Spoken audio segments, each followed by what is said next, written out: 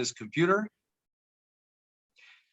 Welcome, ladies and gentlemen, to the Performance Zone. It's David Martin here again with Pat Gross. We are here on our special, what started out as I think is a 5 or 6 week, which I think is probably going to end up being 7 or 8 or maybe 9 weeks. But well, put it this way, it's going to be until we get covered all the stuff that we wanted to cover in relation to this new concept we have called 5D thinking. But welcome back to the Performance Zone. Pat, David, here we are. We've been covering a lot of different stuff. Today, we're going to take a little bit of a turn, talk about out of the box thinking, or there's no box thinking. We've talked about what else? Focus. Yeah, and you can't start building from the 10th story. Can't start building on the 10th floor. And there's been so much. Focus was actually 2 weeks, but today it's kind of like, I want to start with this. It's like, if you have a business or you're selling something, but no one knows you have that thing to sell. And maybe it's a great thing. And maybe if everybody knew about it, they would all want it, but nobody knows about it because you never let them know. Then that's shame on you, right? So it's kind of like the same thing. I, for one, and I will admit this, I don't know, Pat, you can see if you want to do this or not. When it comes to the young people, there's been a lot of jokes. There's always, you got the boomers, the Gen Xers, and of course the millennials seem to have been the butt of the jokes for a long, probably the last 5 or 6 years that I can recall. And I would be one of those. I look, oh, these young kids, they don't know, blah, blah, blah, blah, blah. And then it was brought to my attention by somebody else who may be sitting across on the other side of the screen from me, that some of these kids, it's often like the sale. If I don't ever let them know that I've got something for sale, then they're not going to want to buy it because they don't know about it. Likewise, along that line of thinking, if I never let them know about opportunities, if I never let them know there are things they can do, if I never reach out to and instruct them or guide them or mentor them or reach out and let them know, because there are a lot of young people who are absolutely amazing. And guess what, folks? It's up to us to let them know. So have you ever, I'm going to turn it over to Pat because she's got the story of how this all came about. And I remember that day she told me, it was like, oh, wow, that's shame on me, not shame on them. So Pat, tell them how you kind of brought us up to this little line of thinking here. Yeah, sure. Because I work it my client base is a lot in the community sector. I always hear about the community organizations have boards or committees that manage them, and constantly we're getting this complaint that the committee members, the board members are all older volunteers. Nobody's coming through. There's no young people. They've tried advertising, they've tried promoting, they've tried this, they've tried that, they've tried the other, and there's just no interest. Anyway, I was talking to a millennial, 25 to 35, he's in that bracket, one day, and I sort of mentioned this, and he said, you know what? He said, this is absolute rubbish. He says, nobody has actually ever asked us. Right. And we sort of started thinking, well, actually, it's absolutely right.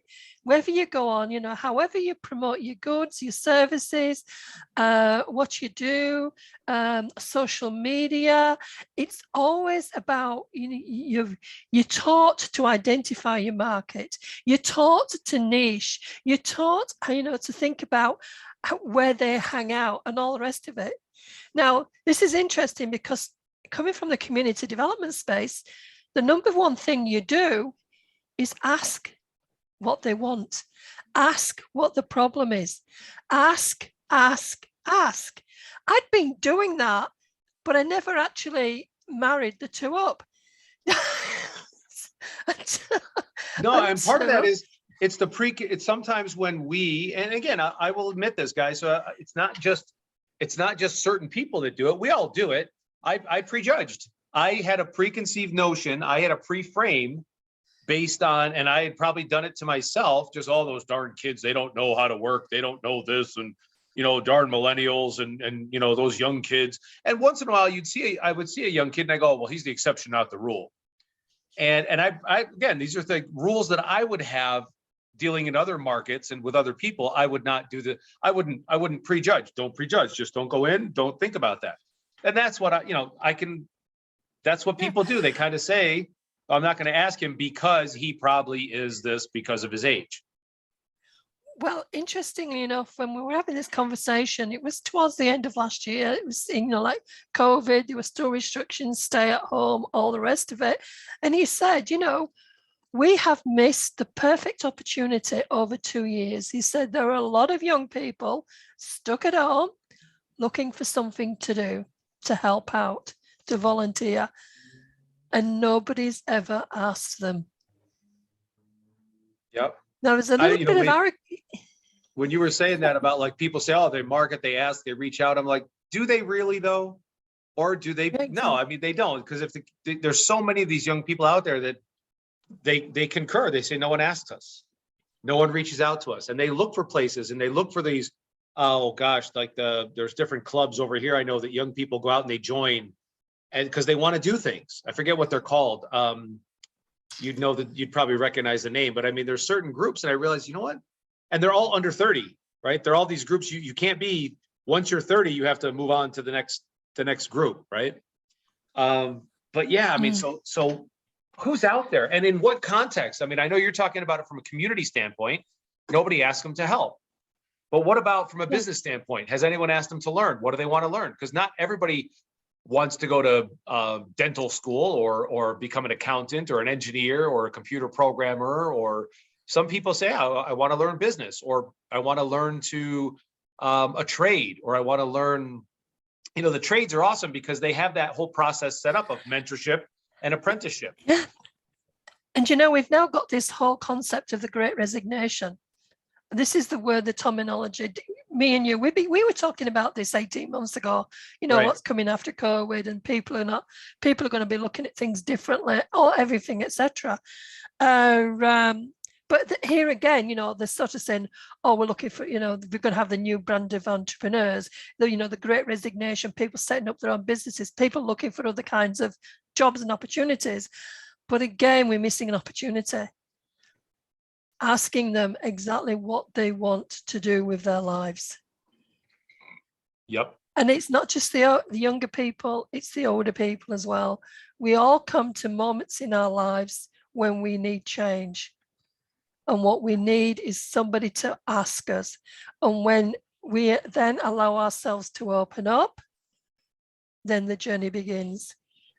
But otherwise, you end up with frustration and you end up with disappointment.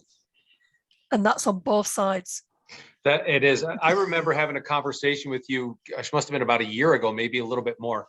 And it was about educating, using online learning, what is really online learning. And we were talking about people,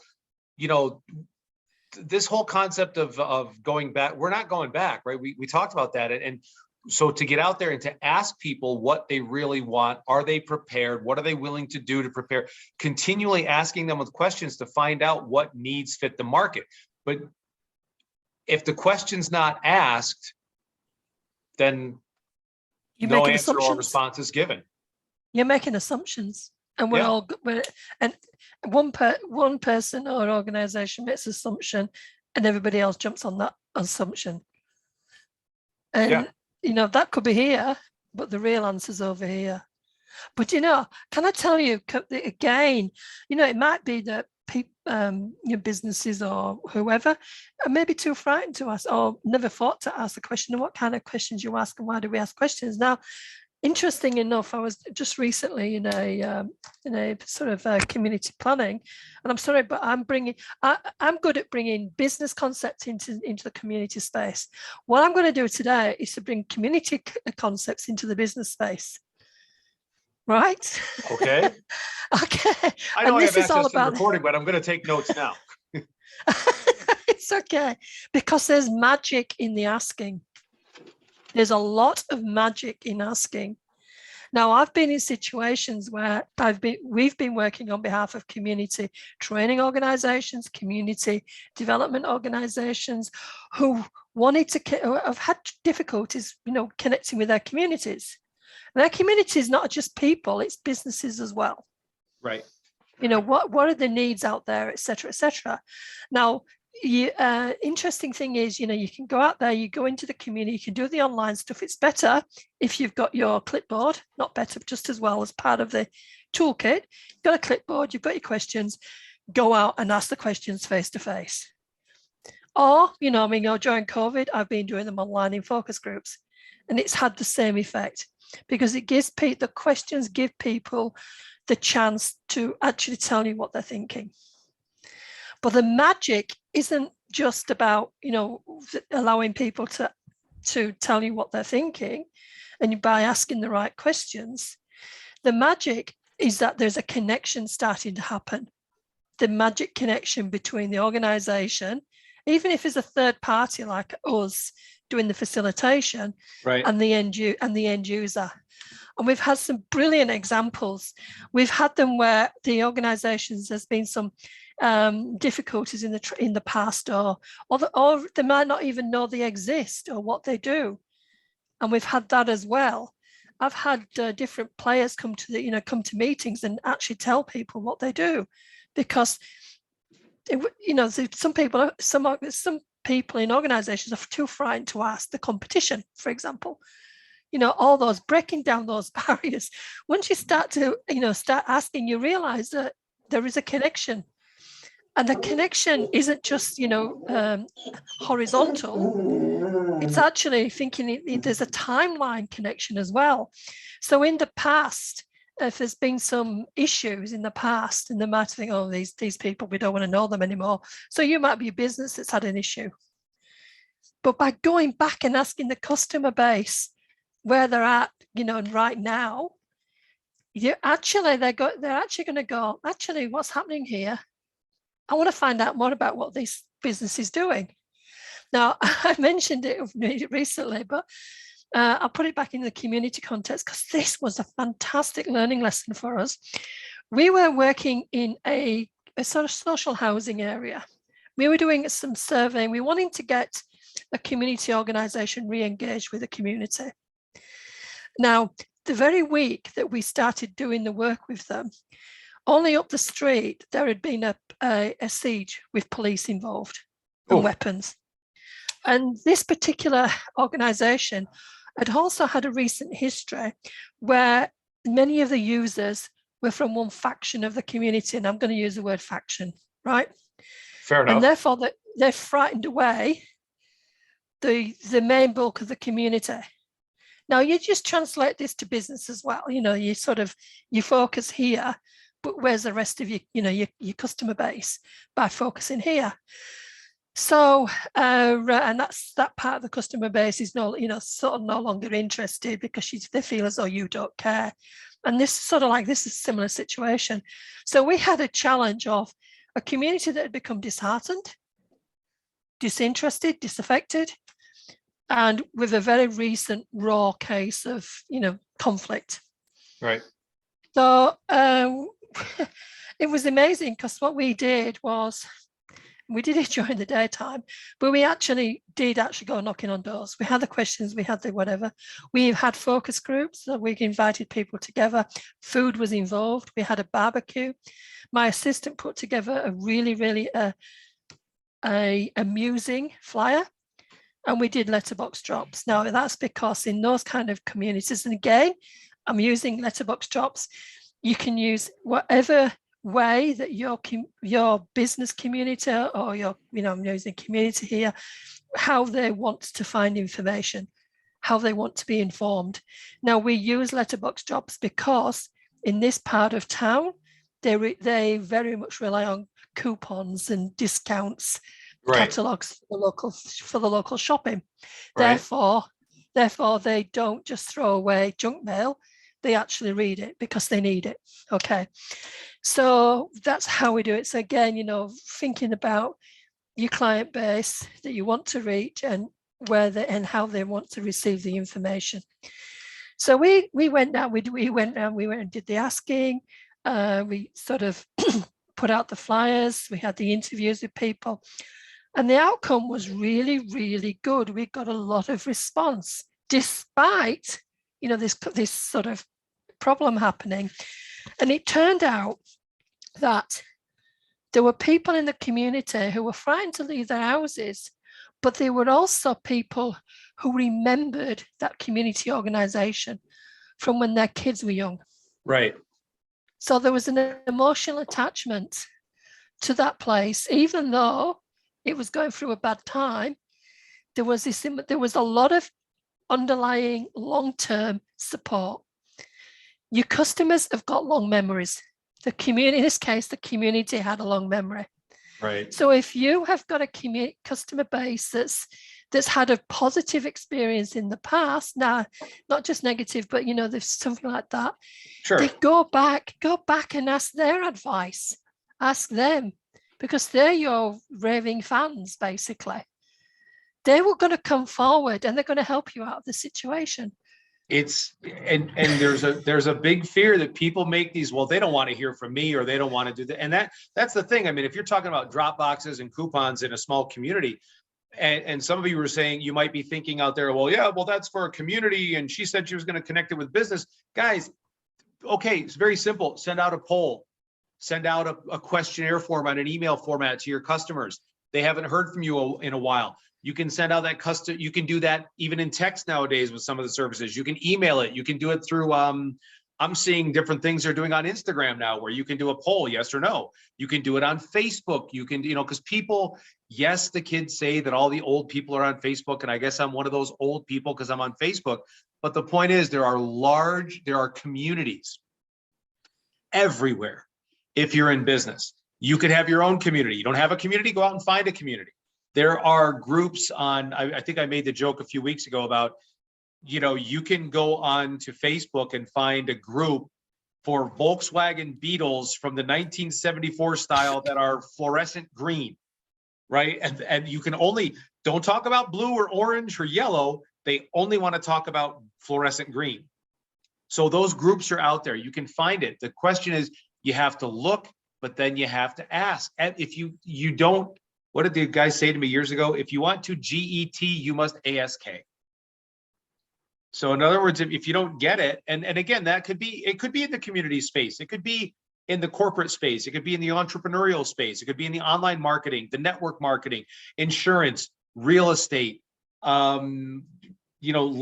I have a woman that I know that runs one of the testing labs here. They do all the testing for COVID and different things here and around. It's a relatively significant lab. They do all of New Mexico and maybe parts of Southern Colorado and Eastern Arizona. And it could be in that kind of thing. You could be doing sales for them, or maybe not. It could be just, if you're in a corporation and you have a team, ask your team, what do they want? Ask your team how they're doing. Put these things out there. And again, it can be one-on-one. It could be paper format, online format, all this stuff that take it and run with it. Take it and run with it. But the most important thing from my standpoint is remember to ask.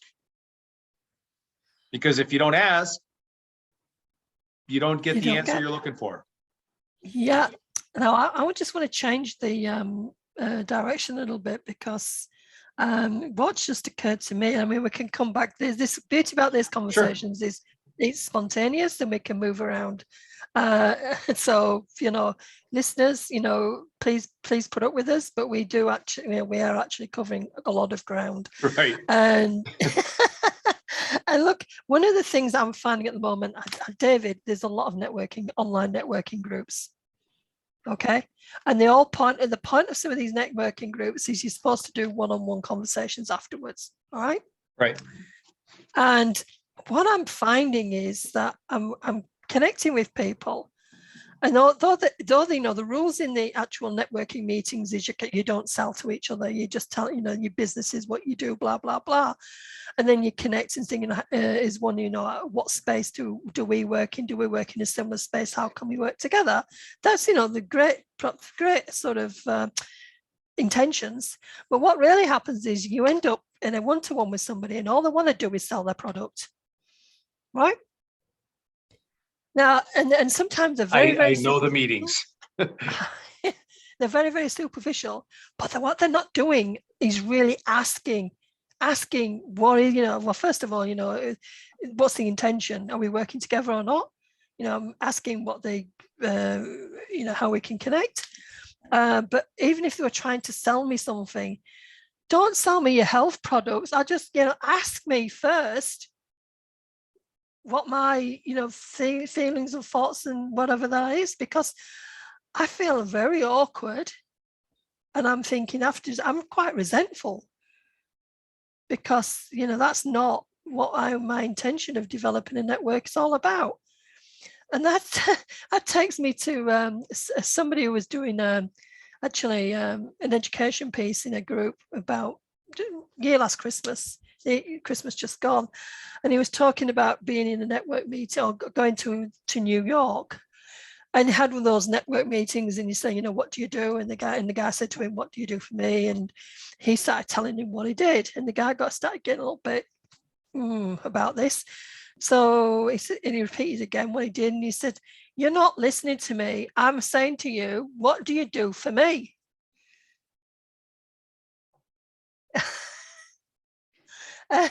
and then he realized that, that's what he was doing was just spiel, but he wasn't actually thinking about answering the question, what does he do that's going to be a benefit for him? And that was really, really sort of an eye-opener again, asking the right questions and answering the right, answering those questions. Everybody's so blinkered, whether you're going to be asking the questions or whether you're going to be answering questions. Right. And you're answering the questions you think people are asking. that you're right. They're answering a question. They're already thinking of their response without listening to the question. Yeah. They're not listening. And it's so that particular concept of, and here's the thing too, I find when I used to participate in those networking meetings, there were times that some people think if I'm talking to you, if I give you a lead, then you should, at some point, you're going to give me a lead. And they don't realize, and my experience is, if I give you a lead, you may give Monty, we'll use for a great name, just happened to pop into my head. We'll give Monty a lead. Monty might give Malcolm a lead. And then Malcolm might talk to Peter, and Peter's going to talk to Mary, and Mary's going to say, hey, David, I have somebody. People expect this. Well, I give to you, you give to me. And sometimes that's not how it works. Sometimes you have to give and be ready to serve and be willing to say, what I do doesn't, instead of me just trying to close you, right? And that's people out closing the business. I listened to this really interesting part of it because everybody wants to close their business, get their money. And this guy was like, when you have the right product, you make the right presentation, and you're talking to the right person, you don't really have to close them. They'll close themselves if it's a good fit. And it's very easy. It shouldn't be stressful at all. And I remember that we as entrepreneurs or business owners or salespeople or networkers, we have to be willing to say, what I have isn't what's going to work for you, if we're listening. Yeah. And I remember years ago, this athlete got mad at me when I was coaching because I said, I've taken you as far as I can go. You need to go. For me to really be of service to you, I have to suggest that you go work with somebody that's going to be more suited to you. I got you from A to B, A to B to C. He's the guy that's going to get you through D, E, and F. I can't get you through D, E, and F. Now, I might be able to get this guy through D, E, and F because it's a different dynamic. He's older, he's a different weight division, whatever it was. But I think the challenge is, as some people think that they have to be the guy or the girl or the woman, right? It has to be them. And that's not always, if we're truly coming from a place of service to make sure you get the best, you're not, it doesn't behoove you for me to try and sell you a package that, number one, you may already have, you may have in a different format from a different person. But that's not what you need right now. Maybe you need to get this over here. So if you're watching this, take a step back. Mindset is such a crucial component in everything we're talking about here, and how you view the person you're talking to. That will direct whether you ask them the questions properly. And when you ask, are you asking the right questions? All that stuff comes up to mind as you're saying all these things about, are they listening? Right? Because if you are going to be, part of asking a question is listen. That's what I'm hearing. Well, Well, Sorry, picking up on what go you were off on a saying.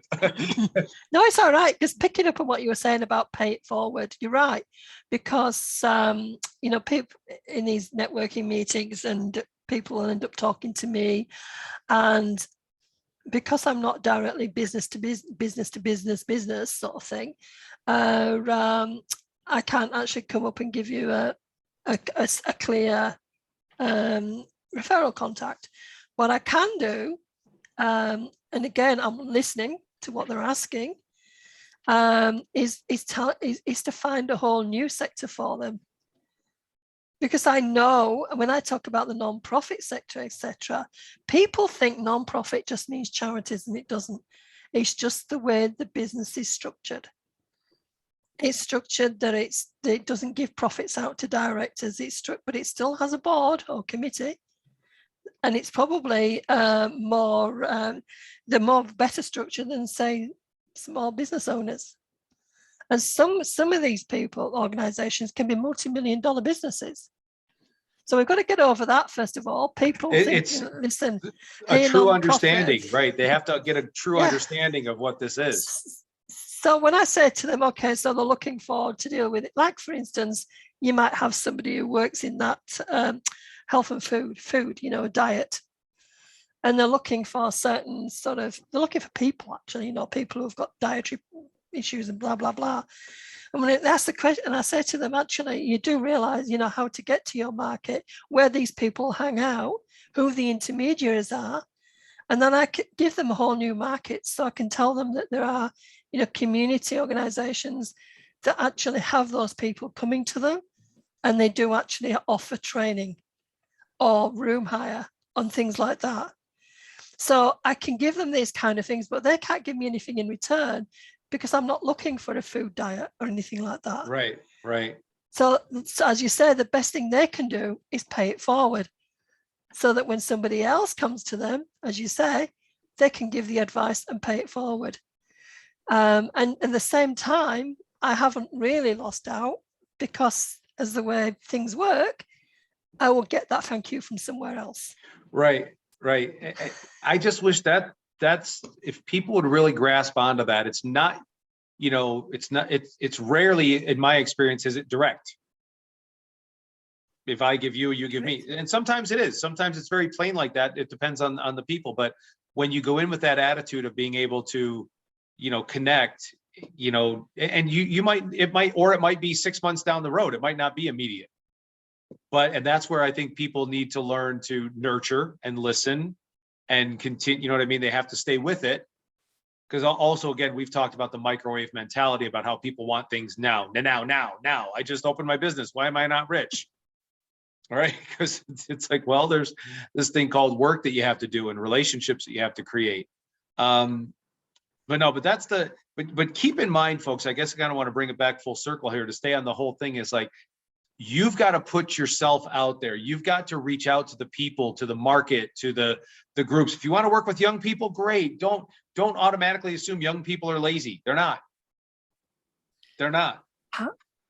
How do you, this is again coming back full circle, and again my experience back in the UK, I was sort of like the energy behind a market leader and what we were doing, and one of the things we always did was ask questions. And I'm thinking that in the terms of, I'm just remembering somebody who was saying a few days ago, I don't know if I mentioned it earlier in the conversation, that's saying we don't need to consult because we represent the community. This was a small group.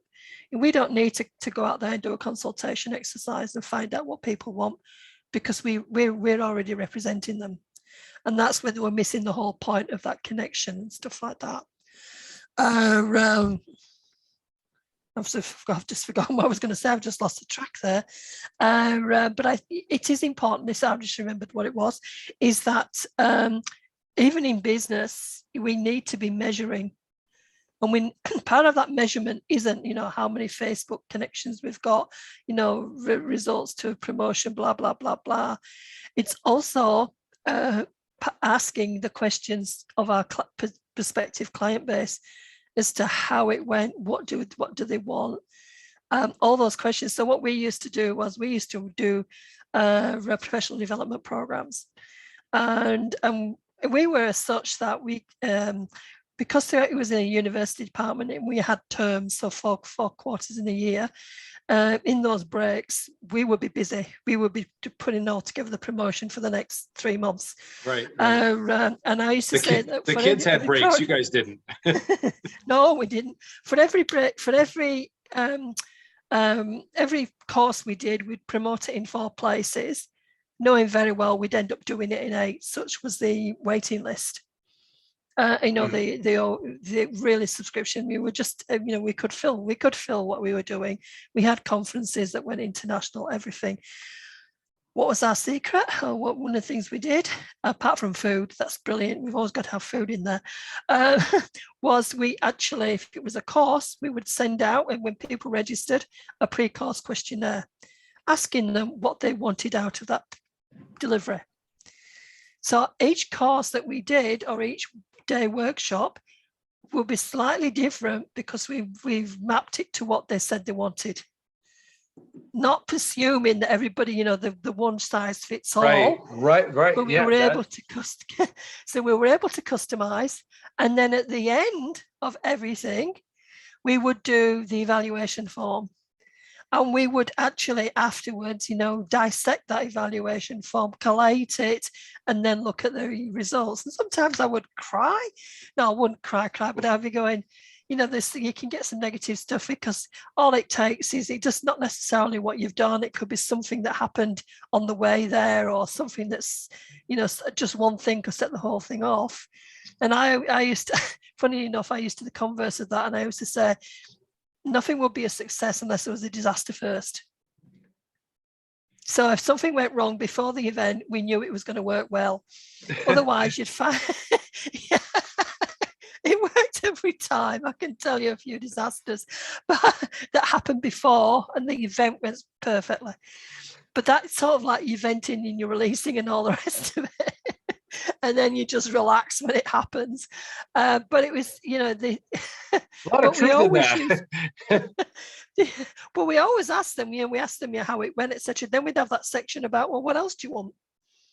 And sometimes we'd give them, we'd give them the tick box of some ideas, and then we'd give them that space. Always give them space to give you the additional stuff, because again, you can't assume that what they want is whatever you've written on these tick boxes. There might be some brilliant new ideas just waiting for somebody to ask the question, what do you want? And right, ask people what they want and then give it to them. I mean, that's pretty much, it's interesting you say that, because I mean, even from a tech standpoint, right? I mean, I've seen people from an online marketing standpoint do exactly what you're talking about, but apply it online. Ask people what they want, even though their program is not going to really change, because the way their program is designed in this particular instance, it's applicable to all these different markets, right? But the marketing can't be the same. So this gentleman went out and he asked the questions, did the market research, got the information, looked at it and said, okay, I need to have 3 different pitches. The funnel's the same. The program that he's marketing was the same, but he made one landing page for each one. This landing page here had a slightly different presentation. And then the people that wanted his program from there, so they went from here to this part. This one went to this part. This one went to, each one was just a slightly different presentation. Yep. But there is work involved, right? That's another one too. That I guess that I don't want to pick on people, on certain people. I guess I'm going to pick on some people, and that's the lazy people, the people that want to do this quickly, right? You got to put some, yes, can things happen faster now than ever before? Absolutely. You still got to do the work. You still got to take, map out your plans, put out your strategy, build your business plans. And then once you get to know what to do, yeah, you ask the questions, but it's easier now than ever before, I think. It's like, now we can get information so fast online, right? And I encourage all of you out there that might be watching this. Can I ask a question? Do your research. To do yes, it? Go ahead. Is it easier to do it, or is it easier to forget to do it? I guess I'm going to go Jim Rohn on you and say, if it's easy to do, it's easy not to do. I think from a information gathering standpoint, it's much easier to do. But I think it's kind of like, I was telling my daughter the other day, money only makes you more of what you are. Yeah.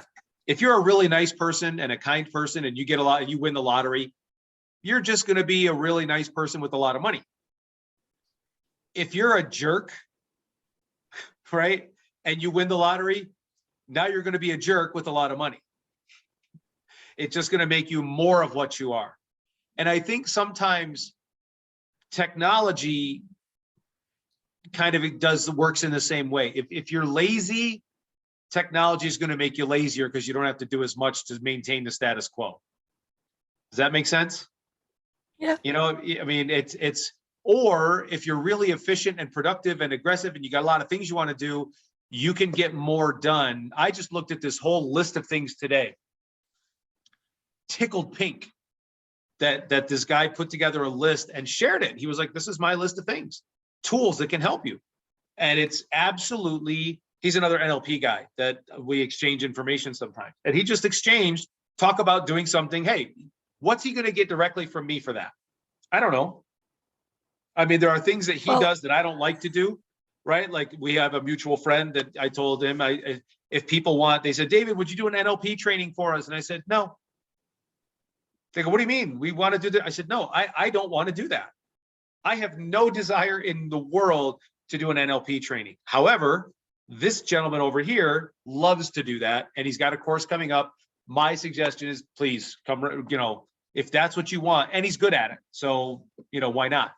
And I lost my place now where I was going with that. But anyway, it was, no, it's just a matter of when you have these ideas and you ask the questions, technology, when you utilize the technology, it's going to make you more, if you want to get all this stuff done, it can help you. There's technology out there. I use the thing called you know what the Pomodoro means? It's Italian for tomato.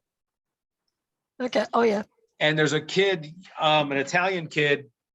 The Pomodoro method is to take a kitchen timer and time yourself as you're doing tasks, right? And he was a college student and he wasn't getting a lot done. So he took his mother's timer and it looked like a tomato. And he would time himself for 25 minutes, 5 minutes off, 25 minutes, 5 minutes off. And then every 2 hours, he'd take a 15-minute break. That became known as the Pomodoro method.